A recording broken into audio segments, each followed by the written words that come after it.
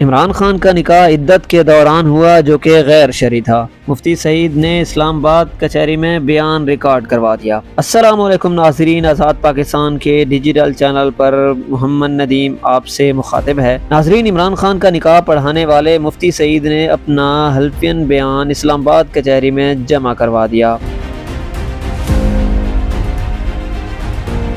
دلچسپ صورتحال اس وقت پیدا ہوئی جب درخواست گزار محمد حنیف نے عدالت میں آج ہی جلد سماعت کی درخواست دائر کی، جو منظور بھی ہو گئی۔ اس سے پہلے عمران خان اور بشرا بی بی کے نکاح سے متعلق کیس کی سماعت 28 اپریل کو ہونا تھی، اور پھر آج اچانک مفتی سعید بیان ریکارڈ کروانے اسلام آباد کچہری پہنچ گئے۔ مفتی سعید نے اپنے بیان میں کہا کہ عمران خان نے دوبارہ نکاح کی وجہ بتائی کہ بشرا بی بی کو طلاق نومبر میں ہوئی، جبکہ ہمارا نکاح 1 جنوری کو اس لیے ضروری تھا کہ وزیراعظم بننے کی پیش گوئی تھی کہ 2018 کے پہلے دن اگر بشرا بی بی سے نکاح کروں گا تو میں وزیراعظم بن جاؤں گا۔